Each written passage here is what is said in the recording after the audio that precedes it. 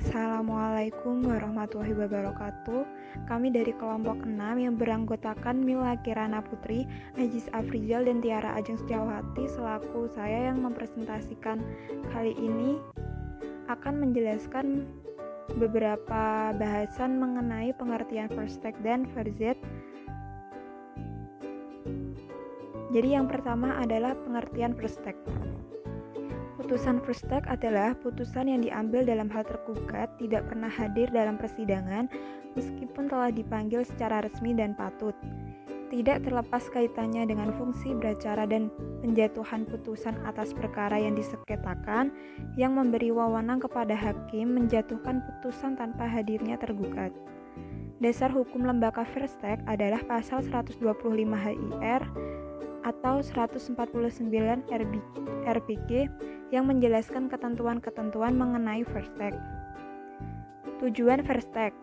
Maksud utama first take dalam hukum acara adalah untuk mendorong para pihak mentaati tata tertib beracara sehingga proses pemeriksaan penyelesaian perkara terhindar dari anarki atau kesewenengan. Sekiranya undang-undang menentukan bahwa untuk sahnya proses pemeriksaan perkara mesti dihadiri para pihak. Ketentuan yang demikian tentunya dapat dimanfaatkan tergugat dengan iktikad buruk untuk menggagalkan penyelesaian perkara. Setiap kali menghadiri sidang, tergugat tidak mentaatinya dengan maksud untuk menghambat pemeriksaan dan penyelesaian perkara.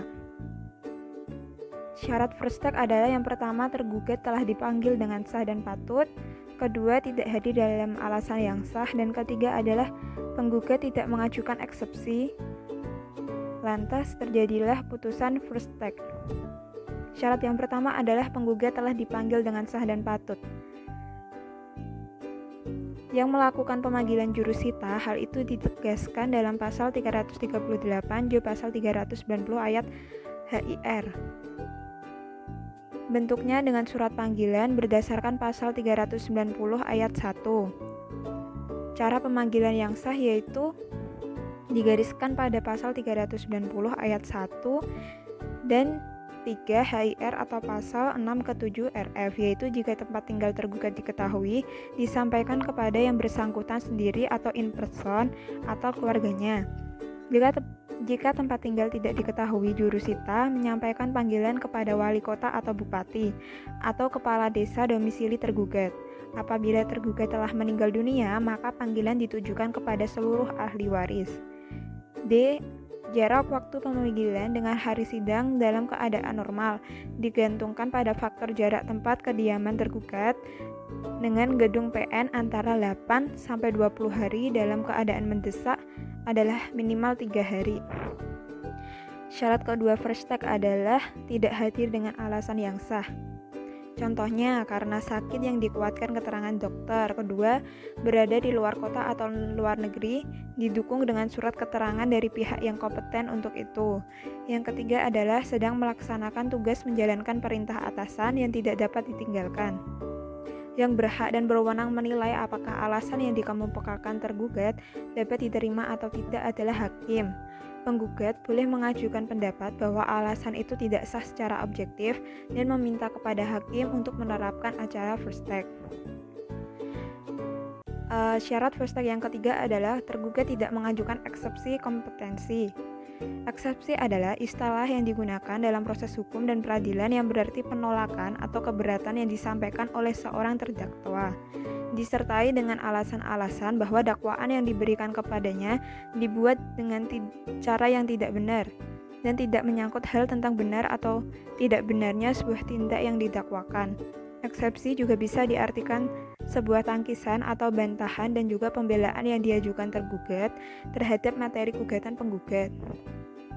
Jika tergugat tidak hadir tanpa alasan yang sah, tetapi dia menyampaikan jawaban tertulis yang berisi eksepsi kompetensi yang menyatakan PN tidak berwenang menghadiri perkara secara absolut atau relatif, sehingga hakim tidak dapat menerapkan acara first take.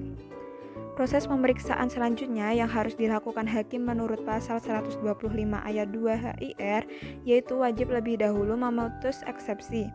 Apabila eksepsi dikabulkan, maka pemeriksaan berhenti dan PN menyatakan diri tidak berwenang mengadili. Apabila eksepsi ditolak, maka dilanjutkan dengan acara first take. D. Bentuk putusan Versteeg. Mengenai bentuk putusan Versteeg yang dapat dijatuhkan diatur dalam pasal 125 ayat 1 HIR, pasal 140 RBG. Bentuk putusan Versteeg yang dijatuhkan pengadilan terdiri dari mengabulkan gugatan penggugat dan menyatakan gugatan tidak diterima. Upaya hukum terhadap putusan Versteeg. Pasal 129 HIR, pasal 153 RBG mengatur berbagai aspek mengenai upaya hukum terhadap putusan Versteeg. Yang pertama, ayat 1 mengenai bentuk upaya hukumnya, ayat 2 mengenai tenggang waktu, ayat 3 mengatur cara pengajuan upaya hukum, yang keempat mengatur permintaan penundaan eksekusi putusan Versteeg, dan ayat 5 ketentuan tentang pengajuan verjat terhadap Versteeg. F. Pengertian verjat. Pengertian verjat tercantum dalam pasal 129 ayat 1 HIR atau pasal 83 RF menegaskan tergugat yang dihukum sedang ia tidak hadir atau Versteeg tidak dapat menerima putusan itu dapat mengajukan perlawanan atas putusan itu. Verjat adalah perlawanan atau upaya hukum yang dapat dilakukan oleh tergugat ketika dijatuhkan putusan. Versteeg yang tidak didahului oleh upaya hukum banding penggugat apabila penggugat terlebih dahulu melakukan upaya hukum banding, maka tergugat tidak boleh mengajukan verjat, namun tergugat boleh mengajukan banding. G. Tujuan verjat. Agar terhadap putusan itu dilakukan pemeriksaan ulang secara menyeluruh sesuai dengan proses pemeriksaan kontradiktor dengan permintaan agar putusan Versteeg dibatalkan serta sekaligus meminta agar gugatan penggugat ditolak. Dengan demikian, tujuan verjat memberi kesempatan yang lumrah dan wajar kepada tergugat untuk membela kepentingannya atas kelalaiannya menghadiri persidangan di waktu yang lalu. H. Yang berhak mengajukan perlawanan.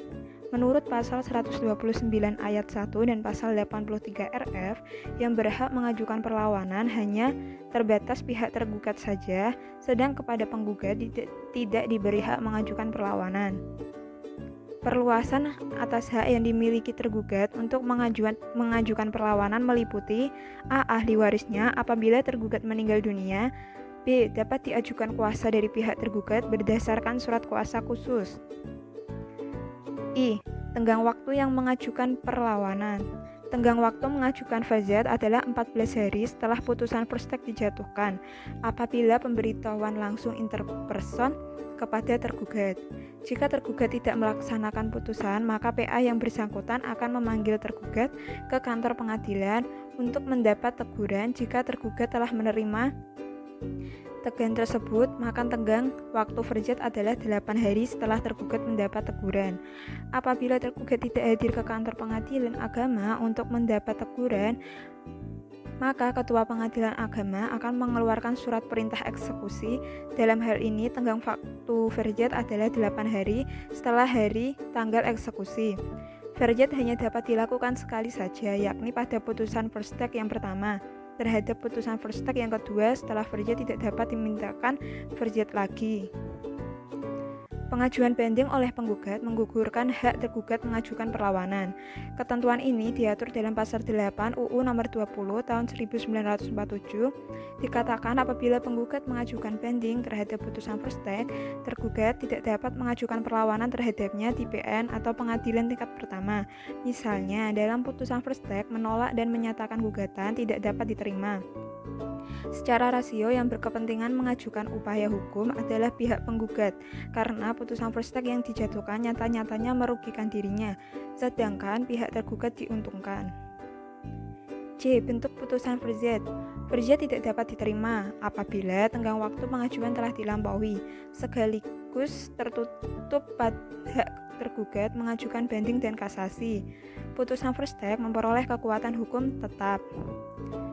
Yang kedua adalah menolak verjat atau perlawanan apabila pelawan tidak mampu melumpuhkan dalil dan fakta-fakta yang diajukan terlawan. Nomor 3 adalah mengabulkan perlawanan apabila terlawan sebagai penggugat awal tidak mampu membuktikan dalil gugatan dan gugatan terlawan cacat formil. Versteeg atau Versteeg tidak dapat diverjat. Prinsip ini diatur dalam pasal 129 ayat 5 yang berbunyi, jika kepada tergugat dijatuhkan keputusan tanpa kehadiran untuk kedua kalinya, maka kalau ia mengajukan pula perlawanannya, itu tidak akan diterima. Perlawanan atau verzet menyingkirkan eksekusi, mengakibatkan putusan eksekusi itu mentah kembali dan perkara diperiksa kembali dari keadaan semula sesuai dengan gugatan penggugat. Dengan demikian, perlawanan langsung meniadakan eksistensi putusan verzet sampai dijatuhkan putusan verzet. 3. Apabila putusan verzet menolak perlawanan, eksistensi putusan verzet baru timbul kembali dengan sifat yang permanen. Tetapi sebaliknya, apabila perlawanan dikabulkan, berakibat putusan verzet dibatalkan, sehingga eksistensinya mutlak ditiadakan. Terima kasih. Itu beberapa presentasi atau PowerPoint hasil dari diskusi kelompok kita. Apabila ada salah atau tutur kata yang salah, saya mohon maaf. Wassalamualaikum warahmatullahi wabarakatuh.